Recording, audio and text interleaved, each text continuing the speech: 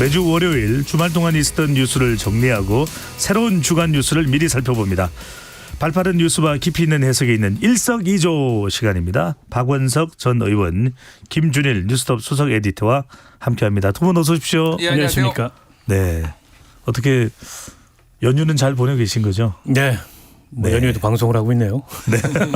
저는 오늘이 휴일인지 모르고요. 어제 정장 입고 나왔잖아요. 네. 그냥 입고 나왔어요. 근데 차가 없더라고요. 그래서 계속 지금 정장 입고 다니고 있습니다. 네. 자, 정장을 강조해 주시네요. 이게 아니라 그냥 맨날 일한다는 얘기예요. 그러니까 네. 휴일에도. 또 그렇게 얘기를 하시니까 또 양복이 좋아 보이기도 하고. 예, 싸구려입니다. 자, 가장 지금 관심을 모으고 있는 곳, 더 뜨거운 곳, 휴일을 아예 생각할 수 없는 곳 바로 서울 강서구입니다. 자, 사전투표율이 22.64%로 역대급입니다. 가장 지방선거와 이전 지방선거와 재보궐선거를 통틀어서도 높다 이렇게 해석이 되고 있는데 먼저 짧게 이야기하시고 더 구체적인 내용을 이어가겠습니다. 자, 높은 사전투표율 한마디로 평가를 하자면 박원석 의원님. 네. 글쎄요. 누가 유리한지는 열어봐야 알 것 같고요. 네. 이게 사전투표라는 게 이제 지금 이 강서 재보궐선거 양상이 총력전이잖아요. 예. 그러니까 서로 이제 지지층을 불러내는 이제 이런 투표 형태일 가능성이 높아서 어느 쪽 지지층의 결집이 더 강하냐, 뭐 그에 따라서 이제 사전투표의 효과가 판가름이 될 텐데 아무래도 객관적인 선거의 구도는 네. 야당은 어쨌든 결집할 동기가 충분하고 특히 이재명 대표 구속영장 기각 이후에 좀 기세를 올리고 있다고 할까요? 그에 반해서 여당은 이제 선거의 명분이 좀 떨어지다 보니까 지지층들이 과연 얼마나 투표하러 나오겠는가 이제 이런 걱정들이 이 여권 내부에도 있는 것 같아요. 그런 면에서 비춰봤을 때 사전 투표율이 저렇게 높은 건 아무래도 심판론이 조금 더 강하게 작용한 게 아닌가 저는 그렇게 관측합니다. 사전 투표율이 높으니까요. 김 수석 에디터는요. 일단 역대 최고라고 하잖아요. 예. 그러니까 이거는 좀 이제 사전 투표라는 제도에 사람들이 굉장히 점점 익숙해지고 있다. 그래서 대부분의 이제 우상향 곡선을 계속 그리고 있어요. 선거를 치를 때마다. 그러니까 뭐 이거에 대해서 너무 막 이게 엄청나게 사람들이 다 관심을 가지고 나왔다 이렇게 이제 볼 거는 아닌 것 같습니다. 이게 서울시장 보궐선거보다 2021년에 더 높거든요. 근데 그때 최종 투표율이 55%였어요. 그때 상당히 관심도 높았던 선거였는데요. 근데 그러면 이게 55%까지 갈 것이냐? 제가 보기에는 한 40% 안팎으로 갈 것 같거든요. 그러니까 뭐 그 정도까지 이제 뭐 높은 거는 아닌데 다만 요거는 좀 볼 필요가 있어요. 여기가 이 강서구가 좀 굉장히 독특합니다. 왜 그러냐면은 전체적으로 가장 서울에서 두 번째로 젊은 구예요. 왜 그러면 여기가 여기가 이제 LG라든지 이런 뭐 산업단지들이 들어오면서 이 근처에서 전세를 사는 젊은이들이 많아요. 그래서 유권자 구석을 말씀드리면은 제 연령대별로 제일 많은 데가 30대입니다. 강서구에 19.42%. 그러니까 유권자 기준으로 말씀드린 거요. 그 다음이 18세부터 29세까지 20대예요. 17.68%. 그 다음이 17.40, 40대. 그 다음이 50대가 16.60, 60대가 16.16 이런 식으로 청년이 많아요. 여기가. MZ세대가 많네요. MZ세대가 가장 많습니다. 이게 무슨 의미냐면은 MZ세대는 기본적으로 이 주중에 일하잖아요. 수요일 날 일할 거 아니에요. 이번 주 수요일 날. 그러니까 주말에 다 투표하러 온 겁니다. 그러니까 조금 더 이제 뭐 열어봐야 알겠지만은 기본적으로는 지금 정권 심판론이 더 많이 작동했을 가능성이 높고 그냥 대통령 지지율이 35% 안팎이라고 본다라면은 그리고 부정평가가 60이라고 본다라면은 그냥 정당 성향이 없는 중도층에서 보기에는 그 정도 비율로 나눠진다고 보면 되거든요. 그렇다고 본다라면은 아무래도 정권 심판론이 더 높다라고 보는 게 맞을 것 같습니다. 네. 두 분 다 정권 심판적 성격이 높다 이렇게 얘기를 하시는데 국민의힘에서는 그게 아니다. 이균영 대법원장 후보자도 낙마시키고 다수당의 행포에 대한 보수층의 결집이다. 이런 해석이 나오는데 이건 어떻게 보십니까? 뭐 국민의힘 쪽에서는 그렇게 해석을 하고 싶겠죠. 네. 거대 야당에 대한 견제론, 특히 이제 대법원장 뭐 부결 이런 걸 보면서 이재명 대표 또 구속영장 기각 이런 걸 보면서 바닥의 보수층들이 결집하냐. 근데 이제 선거는 하다 보면 늘 자기에게 유리한 것만 눈에 보입니다. 예. 불리한 건 잘 받아들이려고 하지 않기 때문에 아마 여당에서도 그런 심리가 있는 것 같은데 근데 저도 이렇게 만나서 얘기를 들어보면 여당 쪽이 걱정이 많아요. 이 선거가 애초부터 공천을 하느냐 마느냐 고민이 있었던 선거인데 사실은 당의 의사라기보다도 용산 대통령실의 의지로 공천을 한 거고 그렇다 보니까는 너무 오만한 거 아니냐. 어쨌든 선거에 원인 제공한 후보를 다시 내보내가지고 선거를 치른 것도 그렇고 그 후보의 메시지도 굉장히 안 좋았어요. 뭐 40억 애교로 봐달라. 대통령하고 한 라인이 있다. 지금 대통령에 대한 이미지가 그렇게 좋지 않은데 국정 운영에 대한 뭐 대통령 한 라인을 거론하는 게 이게 전략적인 약간 이제 착오인 것 같다는 생각이 들고 또 초반에는 이제 선대위를 메모드급 선대위 구성해가지고 뭐 안철수, 나경원, 정진석 이런 분들 다 상임고문 안 치고 치르다가 가면 갈수록 이게 정권 심판론에 마땅히 대응하기가 어려우니까 선거의 프레임을 지역개발론, 힘 있는 후보론 이렇게 가져가는데 그것도 좀 엇박자거든요. 그런 면에 비추어 봤을 때 여당이 어쨌든 저 높은 사전 투표율에 대한 그 자기 나름의 해석들을 하고 있지만 내심 선거 이 결과를 많이 우려하는 그런 그 모습이 역력하고 물론 이제 본 투표의 투표율이 어느 정도 나올지 모르겠습니다. 저도 한 40% 초반대 예상을 하는데 한번 예상을 해볼까요? 박 의원께서는 저는 40% 초반대 정도 예상합니다. 41, 2% 정도. 예. 저는 다른 방송에서도 그렇고 38% 예상했었습니다. 아 근데 지금은요? 지금도 그냥 38로 가야죠. 38대 42. 알겠습니다. 두 분이 김준일 수석 에디터는 38 그리고 박은석 전 의원께서는 40이니까. 근데 이제 예전에는 투표율이 높으면은 전통적으로 민주당 계열의 정당이 유리하다. 투표율이 낮을수록 국민의힘 정당 계열이 유리하다 이랬었는데. 그랬죠. 지금은 꼭 그 공식이 먹히는 것 같지는 않아요. 왜냐하면 이게 서울에서 연거푸 전국 선거를 몇 연 피하다 보니까는 이른바 이제 이 조직이라는 게 지금의 여권이 오히려 많이 무너져 있고 지금의 야당이 특히 강서처럼 강세 지역에서는 조직이 더 단단하거든요. 그래서 투표율이 높다는 거는 조직 투표만이 아닌 플러스 알파 투표가 있다는 건데 그건 꼭 전통적으로 그 전통적인 관념대로 민주당 계열의 정당한테 유리한 것만 아닐 수 있어요.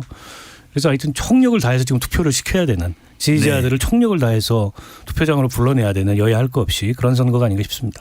그런데 김준일 수석께서도 이제 언론 쪽에 몸을 담고 계시니까 그래도 사전 투표율이 이렇게 높으면 이게 일종의 견인 효과, 본 투표율을 끌어올릴 수도 있다 이렇게 해석하는 의견도 나옵니다. 그러니까 아까 전에 제가 그러니까 2021년 서울시장 보궐선거는 58.2%였는데 최종 투표율이 제가 55%라고 말씀드린 건 정정하고요.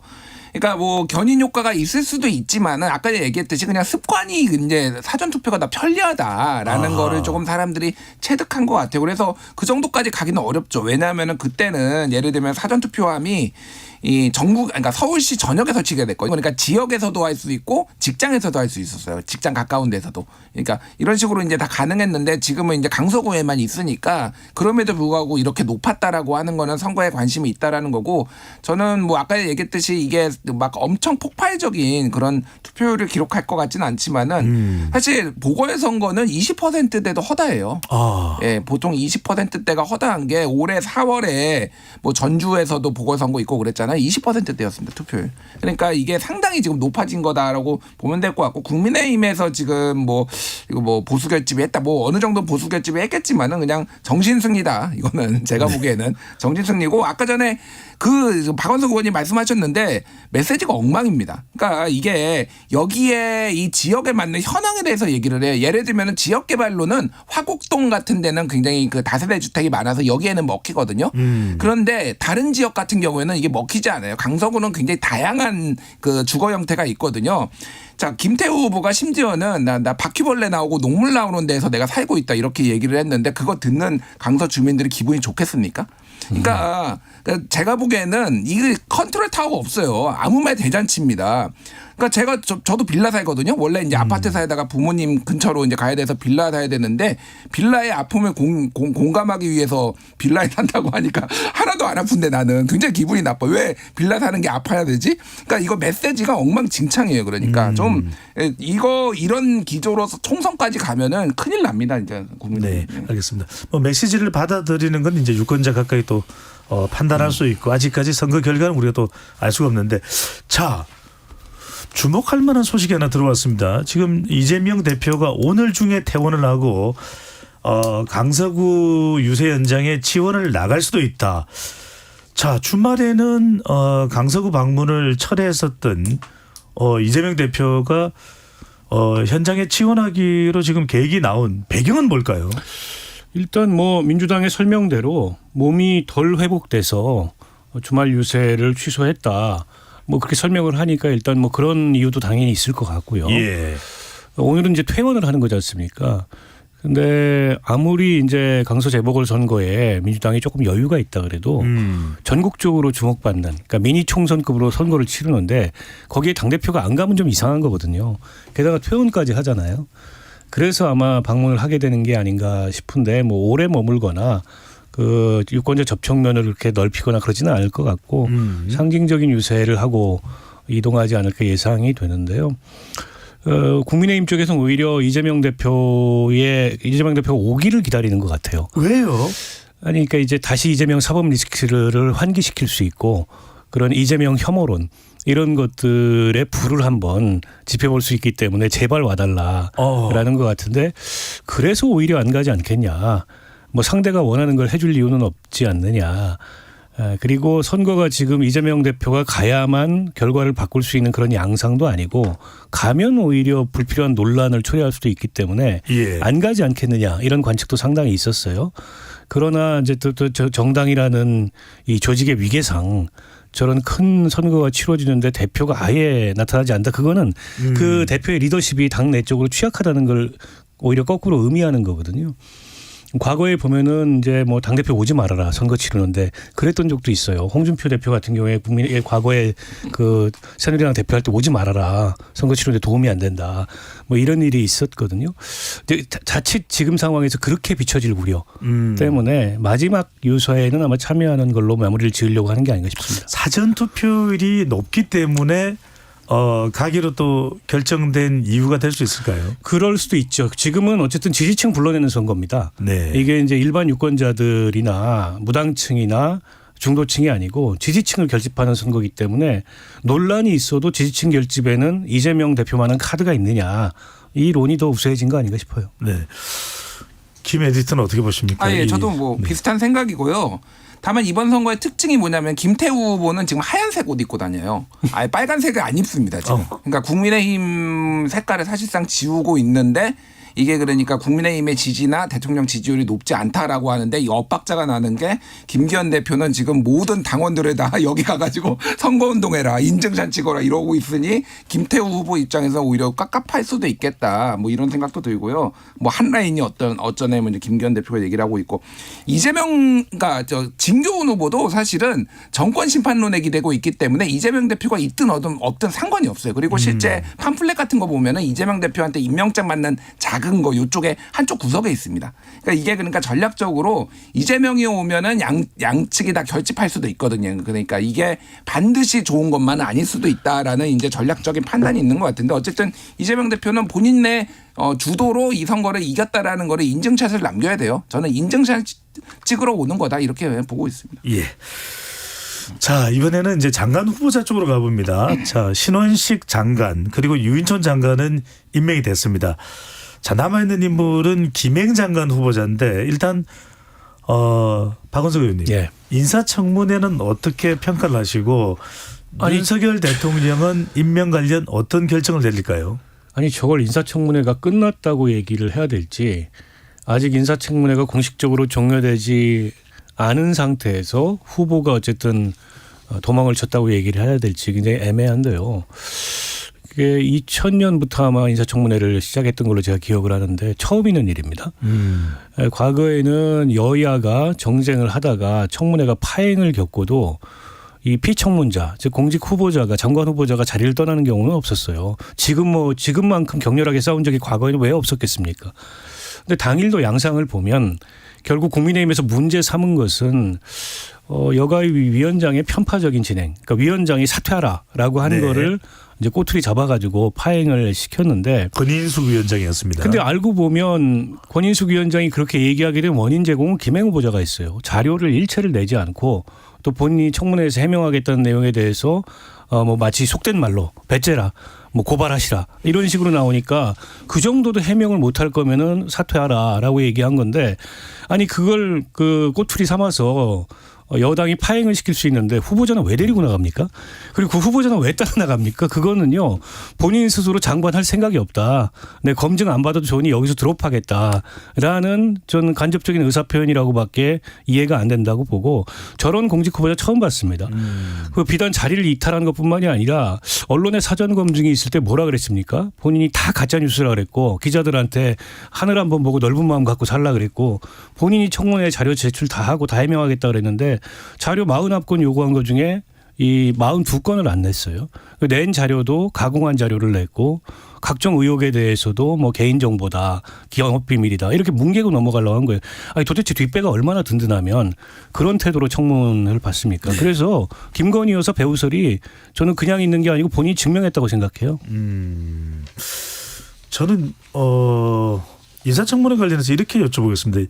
김행 장관 후보자와 관련된 인사청문 논란 파장이 강서구청장 보궐선거에는 어떤 영향을 줄까요? 매우 악영향을 끼쳤죠. 뭐 몇 %인지는 모르겠으나 그게 사전투표 바로 전날이 있었던 일이에요. 네. 그러다 보니까 이게 정권 심판론에 불을 당긴 거고 귀찮아서 나 안 가야 했는데 나 이 꼴 보고는 도저히 안 되겠다. 가서 투표에서 응징해야 되겠다. 뭐 이런 사람들이 분명히 있었을 겁니다. 선거 결과를 알 수는 없지만 사전투표율이 이렇게 높아진 데는 김행 장관 후보자의 인사청문이 영향을 미쳤을 것이다. 매우 컸을 거라고 저는 봐요. 사실은 굉장히 컸을 거라고 보고요. 사실은 후보들한테 별로 관심 없어요.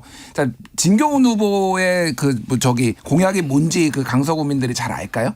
별로 모를 겁니다. 그러니까 지금 어차피 이거는 정권 심판론인데 그게 얼마나 타당하냐 이거를 뒷받침해 줄 만한 어떤 입에 사건들이 있느냐인데 그거가 딱 사전투표의 전날에 이 사건이 이 주랭랑이 벌어지고 지금 우리나라 역사상 처음입니다. 그러니까 이게 그래서 지금 신현영 의원이 지금 법도 방금 발의했어요. 지금 한두 시간 전에 했는데 그러니까 김행랑 방지법이에요. 김행랑 방지법. 그래서 중도 이탈한 사퇴한 걸로 간주하고 청문회에 이제 자료 제출 안 하면은 이것도 이제 처벌하는 조항까지 막 이렇게 만든다라는 거예요. 이게 다 김행 후보자 때문입니다. 김행입니다. 네. 죄송합니다. 앞에서 얘기하다 보니까 그러니까 이게 그러니까 민주주의라는 거는 상식으로 이렇게 관행과 상식이 어느 정도 존중받아야 되거든요. 이런 법이 없었던 이유는 후보자가 도망가거나 참석을 안 하는 거를 아무도 생각을 못 한 거예요. 이거는 당연한 겁니다. 근데 어떻게 후보자가 이렇게 뭐 본인 말로는 뭐 다시 들어오려고 했다라고 하는데 어쨌든 이런 식으로 하니까 이게 이제 모든 걸 다 법으로 만들어야 되고 이게 굉장히 피곤한 일이에요. 그러니까. 강서구청장 사전투표율에도 영향을 줬을 것이다는.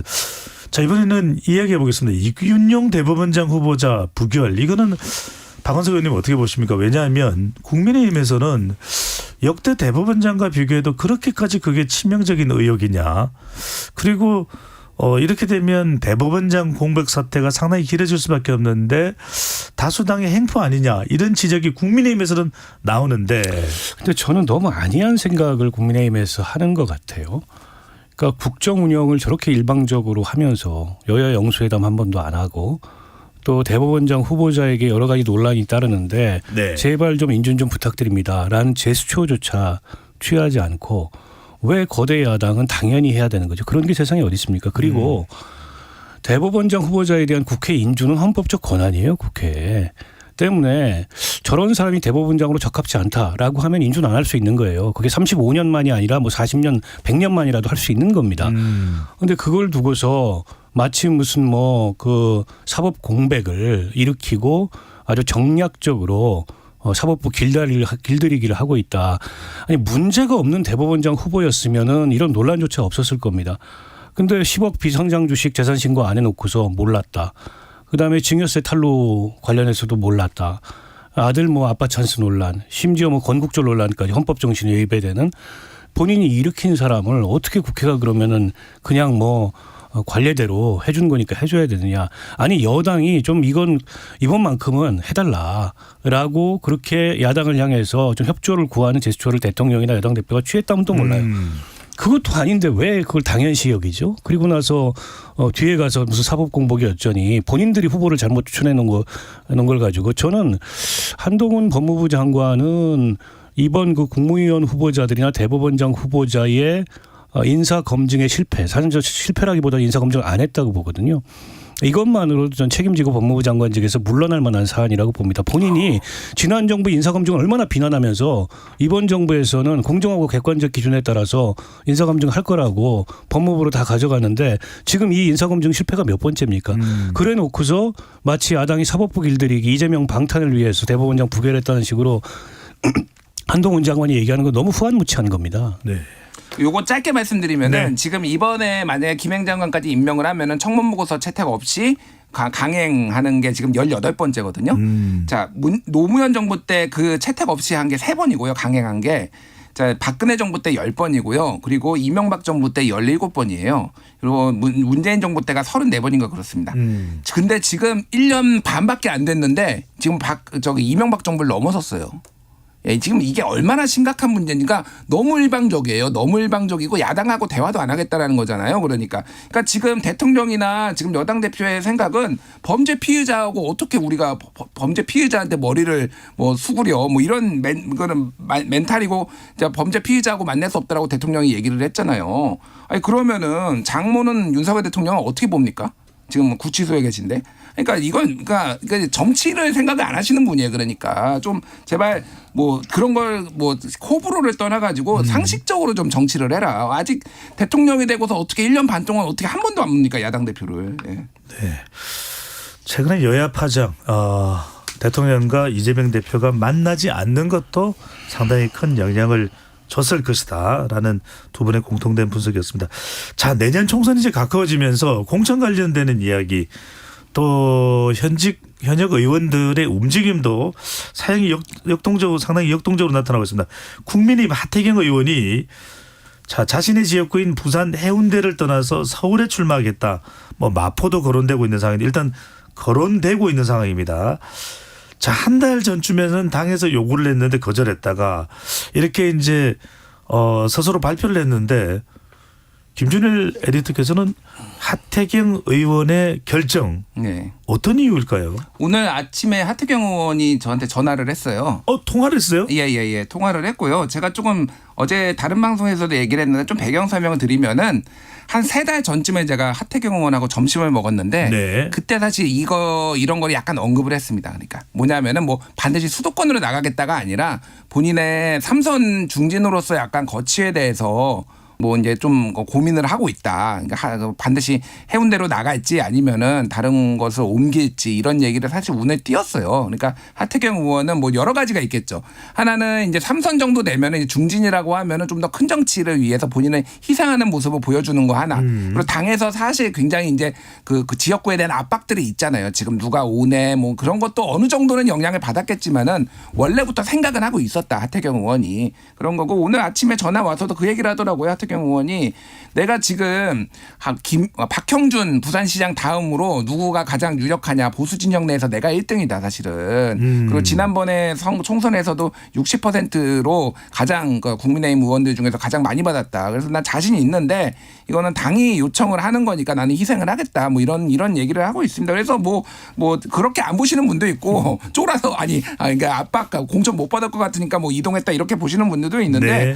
어쨌든 좀 큰 정치를 하태경 의원은 하고 싶어 하는 건 맞는 것 같아요. 그러니까 어쨌든 본인이 역경을 돌파를 해가지고 체급을 더 올리는 이미 대선 후보로서 그 당내 경선도 했고 체급이 어느 정도 있지만은 더 큰 정치에 대한 꿈이 이번 도전의 좀 배경이 아닐까 그렇게 보여집니다. 네. 그래서 여러 가지 해석이 있겠지만 하태경 의원이 선제적으로 움직였습니다. 또 주목받고 있긴 한데 박 의원님 이렇게 되면 보통 정당 내에서는 아니 하태경도 움직였는데 TK와 PK의 공천 피바람이 불까요?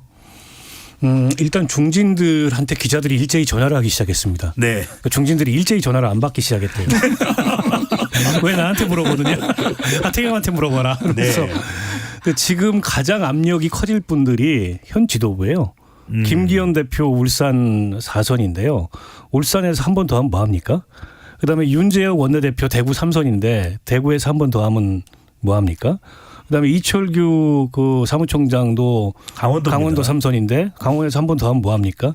저는 이분들부터 압박을 받게 생겼다. 때문에 특히 이제 여당이 압도적으로 우세한 이제 영남 지역 같은 경우에 다선들이 많은데 열 몇 분 계세요. 이분들 같은 경우에는 당연히 당 안팎으로부터 그런 질문을 받게 될 거고 그렇다고 하태경 의원처럼 저렇게 선제적으로 혹은 용감하게 개인의 결단을 하는 분들이 얼마나 될지는 모르겠어요. 김기현 대표만 하더라도 지금 종로에 출마해야 되는 거 아니냐 이런 압력을 받고 있는데 그건 정말 그 목숨 걸고 출마해야 되는 거거든요. 네. 안 될 수도 있잖아요. 그런 면에서 봤을 때 저게 이제 하나의 쇄신의 계기는 하태경 의원이 제공을 했는데 결과가 그렇게 나타날지는 모르겠고 지난 총선 때도 비슷한 중진 험진 출마론이 있어가지고 몇몇 중진은 험지에 출마했고 몇몇 중진은 개기다가 버티다가 공천 못 받고 무소속으로 나갔는데 그분들은 살아남았고요. 험지에 나갔던 중진들은 다 떨어졌어요. 그런 교훈도 있기 때문에 반드시 이게 그 중진들의 어떤 뭐 살신성인의 자세 이런 게 나타난다고 보기가 어렵고 네. 또 대통령실의 그 압박의 강도, 물갈이의 의지 이런 게 어느 정도 작용할지도 여기 하나의 변수가 되지 않을까 싶습니다. 알겠습니다. 시간이 많지 않아서 한동훈 장관 관련된 질문을 각각 두 분께 공통적으로 드리고 마무리를 할까 합니다. 한동훈 장관이 주말 예술의 전당에 등장을 했다고 합니다. 상당히 또 관객들로부터 반응이 나오고 셀카도 찍고 사인도 해주고 상당히 친화적인 모습이었다. 정치적으로 친화적인 모습이었다. 이런 이야기가 나오는데 지금 민주당에서는 탄핵소추한 이야기 나옵니다. 홍익표 원내대표가 국정감사 이후에 좀 더 논의해보겠다 이랬는데 탄핵이 거론되면 한 장관이 사퇴를 하고 총선에 나갈 가능성이 열려있다. 이런 전망 나오는데 두 분 자 김준일 수석에서부터 한 30초 40초로 네. 좀 이야기를 해주시죠. 먼저 짧게 요 네. 예술의 전당은 언론에서 이렇게 썼어요. 서울신문이 예술의 전당 깜짝 방문 한동훈 장관 따옴표 치고 조각 같다. 그러니까 이런 기사를 쓰니까 기레기라는 소리를 듣는 거예요. 죄송한데 저도 이런 용어 좀 안 쓰고 싶은데 내일 이건 되면 김수석 에디터의 의견입니다. 예. 용비어천가 같은 이런 거 무슨 한동훈 장관의 조각은 이제 원빈 같은 사람은 이제 조각이라고 하는 거죠. 그러니까 네. 무슨 이런 거를 이제 좀 안 썼으면 좋겠다. 그러니까 이런 거 하니까 지금 언론의 신뢰도가 떨어지는 거고 한동훈 장관은 지금 뭐 탄핵하려면 빨리 해라라는 건데 이거는 잘 생각해야 돼요. 그러니까 한동훈 장관의 손발을 묶어놓는 게 그 검을 뽑아 들어가지고 휘둘렀을 때 묶어줄 수 있는 거냐 아니면 계속 검을 뺐든 말든 이렇게 민주당이 했을 때 더 효과적이냐는 민주당이 좀 판단해야 될 것 같고 만약에 헌재 가서 이게 그러니까 인용이 안 됐을 경우 기각됐을 경우에는 그 후폭풍이 결국은 나중에 대선 후보의 매치업으로도 나올 수가 있거든요. 누군가 민주당의 누군가와. 그랬을 때 그게 반드시 좋은 거냐 체급을 더 올려줄 수도 있기 때문에 신중하게 판단해야 돼요. 네, 박 의원님 어떻게 보십니까? 저도 뭐 탄핵 추진까지는 안 가야 된다고 보고 안 갈 거라고 생각합니다. 그리고 뭐 그 정도로 한동훈 장관이 두려운 상대냐 저는 그것도 아니라고 보고요. 사실 한동훈 장관이 강남 서초 이런 서울의 안전지대 빼고 서울에 다른 데 나가서 험지에 나가서 이긴다는 네. 보장도 없어요. 때문에 민주당이 그렇게까지 무리할 이유가 없다고 보고 특히 이재명 대표 구속영장 발부 실패 이후에 조금 주가도 떨어지는 모습을 보이잖아요. 그냥 두는 게 낫다. 저는 그렇게 봅니다. 내리비가 나을 수도 있다라는 말씀까지 들어봤습니다. 지금까지 김준일 뉴스톱 수석 에디터 박원석 전 의원과 함께했습니다. 두 분 말씀 잘 들었습니다. 감사합니다. 고맙습니다.